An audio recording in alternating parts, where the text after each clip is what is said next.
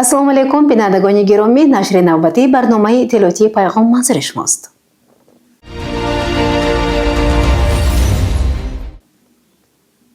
طبق نقشه مقامات اجرایی محلی حاکمیت دولتی شهری پنجکند سال 16 مارس سال روان در تالار مقامات اجرایی محلی حاکمیت دولتی شهر جلسه هفته‌وار نظارتی نزد رئیس شهر پنجکند برگزار گردید. صبح سنه 16 مارس سال روان در تالار کلون مقامات اجرایی محلی حاکمیت دولتی شهر پنجکند جلسه هفته‌وار نزد رئیس شهر برگزار گردید. در جلسه مذکور رفت کشتی بهاری از جمله کشتی بروقتی کارتوشکا اجرای فرمان پرزیدنت جمهوری تاجیکستان از 28 فوریه سال 2026 درباره به احتیاط رخصت دادن خدمتچیان حربی که مهلت مقرر گردیده خدمت حربی را ادا نمودند و دعوت نوبتی شهروندان سالهای تولد 1999-2008 جمهوری تاجیکستان به خدمت حربی و دیگر مسائل مهمی روز مورد بررسی قرار گرفت. ضمن شنیدن گزارش سردار ریاست کشاورزی به رئیسان جماعت‌های دهات و دیگر مسئولان جهت تیزانیدن کشتی بروقتی کارتوشکا، آماده نمودن زمین‌ها، انشاءات آبرسان، استفاده با ثمر از روزهای آفتابی برای کشت دستور داده شد. در جلسه رفتی آمادگی به دعوت بهاری به خدمت حربی بررسی شده. کمیسیون شهری دعوت، کمیسریت حربی، جماعت‌های دهات، محله‌های شهر برای وسعت دادن کارهای تشکیلی و فهماندهی و سفربری جوانان سنی دعوتی موظف کرده شدند. اینچنین در جلسه حسابات رئیس جماعت دهات چینار اوید به فعالیت در سال گذشته و این مدت سال 2026 شنیده شده پیشنهادهای مقامات حفظ حقوق به حاضرین منظور گردید. در فرجام جلسه نظارتی توجه راهبران تشکیلات و مؤسسه ها به سپارش هایی که ضمن اجلاسی مجلس وکیلان خلق ولایت سوخت اوید به آمادگی همه‌جانبه به جشن بین المللی نوروز، تامین رشد سیاحی، صاحبکاری، کار با مراجعت‌های شهروندان و دیگر مسائل‌ها داده شدند جلب کرده برای اجرای آنها دستور داده شد. رئیس شهر پنجکند عبدالخالق خالقزاده از مسئولان تمام ساحه‌ها دعوت به عمل آورد وظیفه و سپارش‌ها را با درک بلند مسئولیت در مهلت معین گردیده اجرا نمایند. گزارش صبرین اکرم و طلب شاتاشف از دفتر مطبوعات رئیس شهر پنجکند. در ملاقات معاون رئیس شهر پنجکند مراد شکرزاده و پروکرور شهر پنجکند مشاور عدلیه درجه یکم اسکندر رحمتزاده با کارمندان ساحه معارف اساساً مسائل بلند برداشتن سطح و صفت تعلیم و آداب و اخلاق خوانندگان و مانند این موضوعها مورد بررسی قرار گرفت. ملاقات و صحبت‌های گروهی تبلیغاتی در شعبه معارف شهر پنجکند برگزار گردید. در این ملاقات در محور اساسی گفتگو و سخنرانی‌ها رفت اجرای قانون جمهوری تاجیکستان درباره مسئولیت برای تعلیم و تربیت کودک روانه گردید. در ملاقات از سروران مؤسسه‌های تعلیمی و معاونان سروران مؤسسه‌های تعلیمی اوید به تربیه و صاحبان مرکزهای دلخوشی و بازی‌های کامپیوتری دعوت کرده شد که آنها باید قانون جمهوری تاجیکستان درباره مسئولیت برای تعلیم و تربیت را همه‌طرفه رعایت نمایند. معاون رئیس شهر پنجکند مراد شکرزاده ضمن این ملاقات اطمینان داد که باید راهبریت شعبه معارف، سروران مؤسسه‌های تعلیمی در همبستگی با پدر و مادران جهت بلند برداشتن معرفت حقوقی نورسان، کودکان و خوانندگان، تعلیم و تربیت آنها در روحیه وطن دوستی، روی آوردن به علم و دانش و افتخار از وطن عزیزمان تاجیکستان روانه گردد. پروکرور شهر پنجکند مشاور عدلیه درجه یک اسکندر رحمتزاده به حاضرین اطلاع داد که رفت اجرای قانون جمهوری تاجیکستان درباره مسئولیت برای تعلیم و تربیت کودک تحت نظارت دائمی پروکراتور شهر پنجکند قرار دارد. جهت اجرای طلبات قانونی مذکور راهبران مؤسسه‌های تعلیمی در مجموع سوهای معارف و آنهایی که برای اجرای طلبات این قانون مسئول می باشند همیشه مورد سنجش و اجرای دستور سپارش‌های مشخص قرار داده می شوند. در پایان این ملاقات مدیر شعبه معارف شهر پنجکین عثمانزاده مقصد الله برای تشکیل چنین ملاقاتی که واقعا امروز جهت اجرای قانون جمهوری تاجیکستان درباره مسئولیت برای تعلیم و تربیت کودک و بلند برداشتن امکانیت‌ها از طرف سروران مؤسسه‌های تعلیمی خیلی مهم است.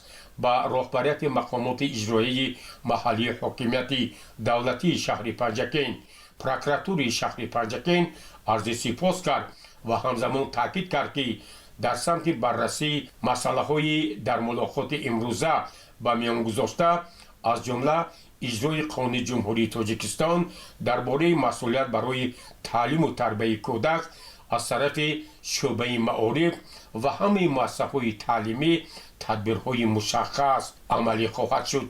گزارش عباس همراساده و شهباز قربانوف.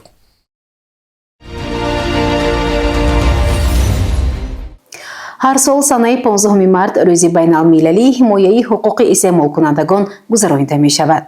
با این مناسبت از طرف مرکز تشخیص منطقوی اگنتی تاجیک استاندارد در شهر پنجکین ملاقات و صحبت‌ها و کارهای ترغیباتی انجام داده شد.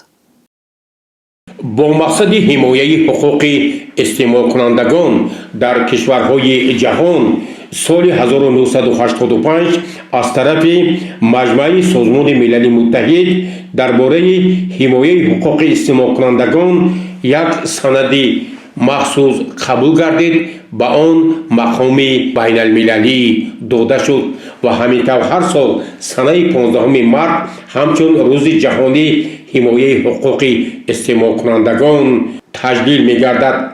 در زمینه نقشه تصدیق نموده مرکز تشخیص منطقوی اگنتی تاجیک استاندارد در شهر پنجکین با این مناسبت سلسله ملاقات و صحبت‌ها در کارخانه‌های مؤسسه‌ها همزمان با شرح و ایضاح قانون‌ها برای صاحبکاران و تاجران، استحصال کنندگان و استعمال کنندگان تشکیل گردید. در مؤسسه‌های تعلیمی گروه ترغیباتی مرکز در هیئت مدیر بخش نظارت سودا شاکر امانقلوف، سردار شعبه به معیاردارایی تکنیکی و استانداردانی علیشیر نورمحمدوف، مدیر شعبه آزمایشگاه محصولات خوراکواری دلارام توشیوا، مدیر بخش کادر و حقوق منظوره شادیارова، سرمتخصص این بخش سیحونه نورova همراه با گروه ترغیباتی خدمات ضد انحصاری جمهوری تاجیکستان در ولایت سوخت با رهبری مشهوره ازبک و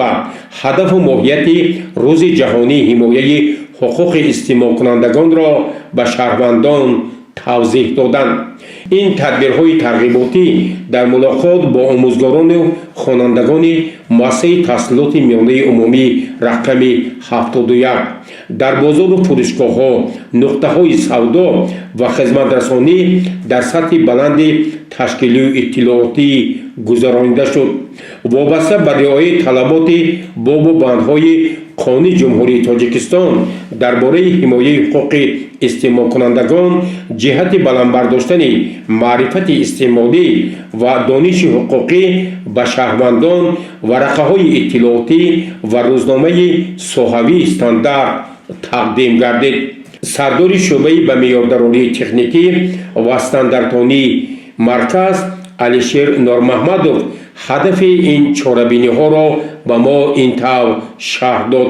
ما متخصصان مرکز تشخیص منطقوی اگنتی تاجیکستان در شهر پنجکین اقدام کردیم که بخشیده به روز 15 حمایه حقوق استعمال کنندگان در کارخانه‌های استحصالی، نقطه‌های سودا با صاحبکاران، تاجران، استحصال کنندگان، استعمال کنندگان ماهیت طلبات قانون جمهوری تاجیکستان درباره حمایه حقوق استعمال کنندگان را فهمانده دهیم. همزمان با صاحبکاران، فروشندگان، استحصال کنندگان و استعمال کنندگان عهده‌داری وظیفه‌ها و حقوق‌های آنها فهمانده داده شد. اینچنین به فروشندگان، صاحبکاران، استحصال کنندگان ورقه‌های اطلاعاتی و روزنامه استاندارد وظیفه پیشنهاد شد. ما از شهروندان دعوت می‌نمایم که هنگام خریداری این محصولات نامطلوب یا با طلبات حجت معیار جواب کنه میتوانم با مرکز تشخیصی منطقوی اگنت تاجیکستان در مراجعه نمایم. واقعا در جریان این ملاقات صحبت‌ها از طرف کارمندان مرکز تشخیص منطقوی اگنتی تاجیکستان در با مردم مراجعه گردید که آنها باید حقوق‌های استعمالی خویش را رعایت نمایند و در صورتی از طرف استحصال کننده و یا فروشنده تاجران خللدار شدن چنین حقوق‌ها آنها می‌توانند با مرکز تشخیص منطقوی اگنتی تاجیکستان در مراجعه نمایند. در ورقه اطلاعاتی تاجیکستان در آگاه می نماید طلبات قانون به طور مفصل شرح داده شد و همزمان در این ورقه ها بار دیگر معرفتنامه استعمال کنندگان همچون کفیل حمایه حقوق استعمالی آنها معرفی گردید. گزارش عباس همراساده و شاهحسین صالحوف. برنامه را ادامه می‌دهیم. بیماری هوری خطرناک بوده. شهروندان باید درباره راه‌های پیشگیری و تبابت آن معلوماتی مفصل داشته باشند. در این باره طبیب آسیب‌شناسی درمانگاه مرکزی شهری پنجکن علی احمد ترسونوف چنین گفت. متوجه باشید به مصاحبه برنامه. بیماری هوری که بیماری‌های زانوزی ویروسی میباشد که اساساً در بین حیوان‌های درنده و خاینده پیدا می‌شود. این بیماری از حیوان به آدم می‌گذرد هنگام گزیدن. این بیماری اساساً در سگ‌های دیدو، گرگ، اسب، چغال دو نمودی گذراندن بیماری میباشد. یکم خانگی و دوم جنگلی میباشد. بیماری از هوری اساساً این بیماری تابان نشونده بوده. اساسی بیماری این پیشگیری آن میباشد. هنگام دچار شدن به این بیماری و گزیدن حیوان‌های درنده نوابسته از سن سال باید بیمار به نقطه‌های آسیب شناسی مراجعه نماید و واکسن آن را سریع وقت گیرد. اساساً این بیماری با راه واکسن تابت کرده می شود. یاری اولی هنگام گزیدن در بیمار باید جای گزیده را با صابون آب شسته و آن را باید بندوبست کرده شود. سرچشمه بیماری این گزیدن حیوان‌های درنده می باشد. خطرناکترین بیماری این در آن است که هنگام گزیدن حیوان آن این ویروس اساساً راست به عصب رسیده خیلی خطرناک می باشد و آدم را می تواند که به هلاکت رساند. این بیماری تابت نمی شود و آن را باید حتما واکسیناسیون کرده به هنگام گزیدن آن را یکم به طبیب دوم به بایطور خبر دادن لازم می باشد. در زمینه نقشه خدماتی دولتی آتش‌نشانی شهری پنجکن در بیمارخانه مرکزی شهر و کالج تکنولوژی و اینواسیون شهری پنجکن مشق‌های تاکتیکی اوید به پیشگیری از حادثه‌های سوختار گذرانده شد. ادامه این موضوع در گزارش همکاران ما توجه نمایید. در زمینه نقشه چاره‌بینی‌های خدمات دولتی آتش‌نشانی شهر پنجکن پیوسته در مؤسسه و کارخانه‌ها جهت بلندبرداشتن معرفت راهبریت و کارمندان در سمت پیشگیری از حادثه‌های سوختار و همزمان آماده نمودن گروه‌های معین و تجهیزات و واسطه‌های ضروری تدبیرهای مشخص عملی می شود. مشق نوبتی تاکتیکی نخست در بیمارخانه مرکزی شهر پنجکن برگزار گردید. به بیمارخانه توسط نقلیات معاصر آتش‌نشانی گروه کارمندان خدمات دولتی آتش‌نشانی شهر پنجکن تحت راهبری سردار خدمات باباجان امینزاده در مدت پیش بینی شده آمدند و برای انجام دادن مشق تاکتیکی نمونوی چاره‌های ضروری را مورد عمل قرار دادند. مقصد و مرام این مشق‌های تاکتیکی سردار خدمات دولتی آتش‌نشانی شهر پنجکن باباجان امینزاده توصیه و مصلحت‌های خویش را چنین ارزیابی کرد. امروز در اساس نقشه چاره‌بینی رئیس خدمات دولتی آتش‌نشانی بهت سوخت مشق تاکتیکی آتش‌نشانی در بیمارخانه مرکزی شهر پنجکن با نقشه گرفته شده. واحد شخصی برای گزارش مشق تاکتیکی حضور شدیم. گزارش مشق‌های تاکتیکی اصلا در مؤسسه‌ها از اون عبارت است که باید هر یک دسته‌های اختیاری آتش‌نشانی که در مؤسسه‌های تبابتی، مؤسسه‌های تعلیمی فعالیت می‌کنند باید اون عهده‌داری وظیفه خود را دانند. چون که در وقت روی دادن حادثه سوختار چگونه به خدمات دولتی آتش‌نشانی خبر دهند و لوازمات аварияҷии оташӣ чӣ гуна фаъолият кунанд, тамоми хадамоти олӣ бояд ҳар як бемор ё маводҳои қиматноки дар беморхона ҳаст бояд ба ҷойҳои бехатар кӯчонанд.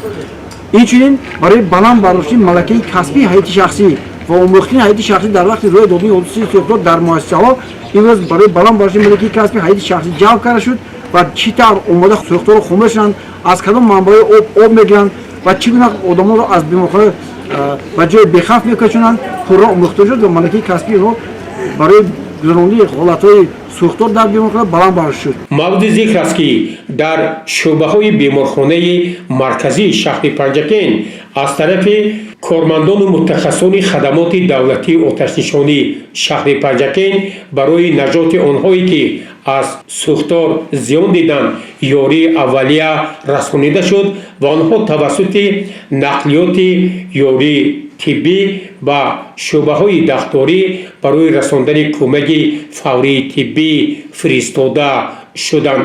ҳамзамон сардори хадамоти давлатии оташнишонии шаҳри Панҷакен Бобоҷон Аминзода бо ҳайати роҳбарӣ ва кормандони беморхонаи марказии шаҳри Панҷакен дар бораи роҳҳои пешгирии ҳодисаҳои сӯхтор як суҳбати ошкоро анҷом дод. ба онҳо истифодаи воситаҳои оташхомӯшкуниро шарҳу изоҳ дод ва ҳамзамон таъкид кард ки бояд роҳбари ҳар як шӯъба, кормандон, онҳое ки дар ҳамаи муассисаҳои тандурустии шаҳру деҳоти Панҷакен кору фаъолият мекунанд, қоидаҳои зидди сӯхторро ҳаматарафа омӯзанд, воситаҳои заруриро барои оташнишонӣ омода созанд ва бо беморон низ пиромони ин масъалаҳо суҳбат ороянд ва ба ҳамагон ӯ таъкид кард ки дар ҷараёни ин машқҳои тактикӣ мо барои боз ҳам баланд бардоштани маҳорати кормандони соҳаи тандурустӣ як нав мусоидат кардем. идомаи машқи намунавии тактикӣ дар коллеҷи технологӣ ва инноватсионии шаҳри Панҷакен идома ёфт. инҷо низ кормандони хадамоти давлатии оташнишонии шаҳри Панҷакен бо роҳбарии сардори хадамот Бобоҷон Аминзода барои наҷоти онҳое ки аз ҳодисаи сӯхтор зиён дида буданд тадбирҳои заруриро амалӣ сохтанд ва ба ҳайати роҳбарӣ, устодон ва донишҷӯёни коллеҷи технологӣ ва инноватсионӣ дар бораи пешгирӣ аз ҳодисаҳои сӯхтор, риояи қоидаҳои истифодаи воситаҳои гармидиҳанда аз ҷумла нерӯи барқ ва дигар сарчашмаҳое ки барои сарзадани сӯхтор мусоидат мекунад маслиҳатҳои муфид доданд ва изҳор доштанд ки хадамоти давлатии оташнишонии шаҳри Панҷакен барои ҳамкорӣ ҳамеша омода мебошад. гузориши Аббос Ҳамросода ва Талабшо Тошиф.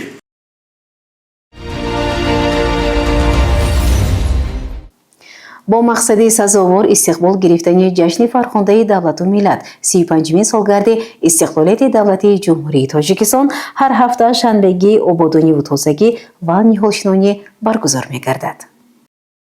имрӯзҳо дар саросари ҷумҳурии Тоҷикистон бахшида ба эълон гардидани соли 2026 ҳамчун соли вусъат додани корҳои ободониву созандагӣ ва таҷлили бошукӯҳи ҷашни байналмилалии Наврӯз шанбегии умумӣ доир гардида истодааст.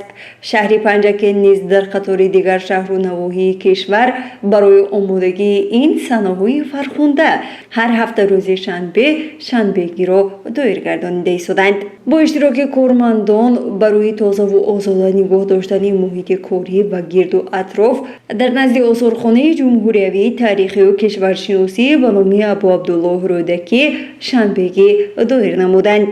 ин иқдом дар доираи дастуру ҳидоятҳои асосгузори сулҳу ваҳдати миллӣ пешвои миллат президенти ҷумҳурии Тоҷикистон муҳтарам Эмомалӣ барои ободу зебо гардонидани маҳал, ҳифз намудани табиат, тозаву озода нигоҳ доштани кӯчаву хиёбонҳои шаҳр, гулгашту майдонҳо дар саҳн ва атрофи биноҳо шанбегии дастаҷамона баргузор гардида кормандони кохи фарҳангӣ ба ном Олим Бобоеви шаҳр низ ба шанбегӣ пайвастанд.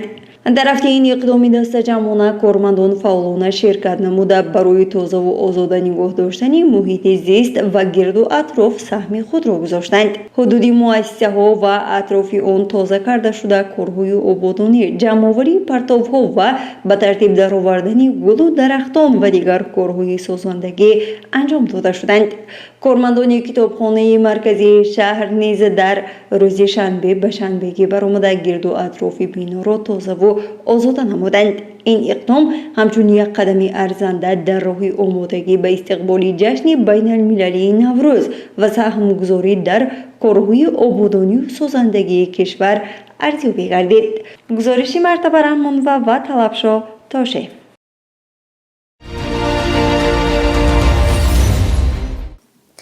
бинандагони гиромӣ, дар ҳамин ҷо барномаи иттилоотии пайғом ба поён мерасад. То барномаҳои навбатӣ саломату сарбаланд бошед. хайр.